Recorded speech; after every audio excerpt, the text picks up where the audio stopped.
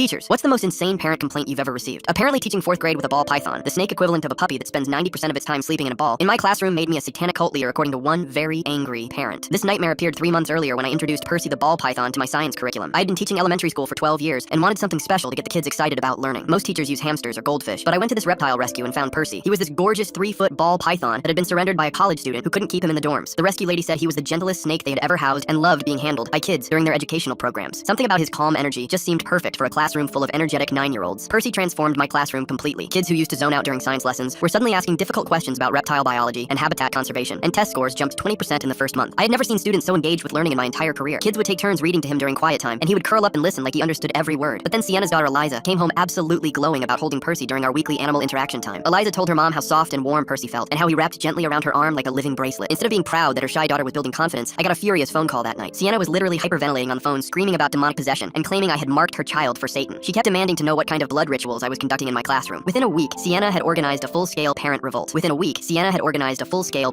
She created a Facebook group called Protect Our Children from Reptilian Indoctrination and appeared spreading completely fabricated stories about Percy being a 6-foot aggressive python that had attacked multiple children. Parents who had never even visited my classroom were suddenly flooding the principal's office with complaints based entirely on Sienna's hysteria. Sienna then took everything to the school board and demanded my immediate termination, along with a criminal investigation into what she called my satanic grooming operation. She somehow convinced 3 other religious families to join her crusade by claiming I was secretly a witch using Percy to cast spells on their children and turn them against Christianity. The principal tried to defend the program by showing them our actual curriculum and the improved test scores, but Sienna kept screaming that the academic success was proof of demonic enhancement. Now here I was facing a formal termination hearing because one parent couldn't handle her daughter learning basic biology. Sienna stood up at the microphone with a folder full of printed internet articles about snake worship and pagan symbolism. She actually said with complete seriousness that I was recreating the Garden of Eden temptation scenario to corrupt innocent minds. The school board members looked absolutely mortified, but seemed ready to cave to her demands just to make the controversy go away. Sienna presented her evidence, which included screenshots of educational videos I had shown about reptile habitats and photos of students smiling while holding Percy. She called the students' obvious joy and curiosity signs of spiritual corruption and demonic influence. At one point, she actually claimed that Percy's shed skin was being used for witchcraft potions, and that I was secretly feeding him live mice in front of the children to desensitize them to violence. When it was my turn, I walked up with my own folder containing educational certifications and letters from child psychologists supporting animal-assisted learning. I also had a stack of thank you notes from students and parents praising the program. My secret weapon was a video compilation I had put together showing students' genuine reactions to meeting Percy for the first time. The board watched 12 different kids light up with wonder and excitement as they gently petted Percy while asking thoughtful questions about his biology and behavior. You could see the board members' expressions change as they realized they were watching children engage with learning in the most authentic way possible. The video ended with Eliza herself saying, "Percy is the coolest teacher ever, and I want to be a zoologist when I grow up because of him." Sienna's face went completely red when she saw her daughter contradicting her claims. The school board president looked directly at Sienna and said, "Based on this evidence, your daughter appears to be thriving in this educational environment. I fail to see how a properly licensed classroom pet constitutes satanic indoctrination." The board voted unanimously to keep both Percy and me. Sienna stormed out screaming that we were all complicit in child abuse and that she would expose this demonic conspiracy to the world. Her threatened lawsuits never materialized.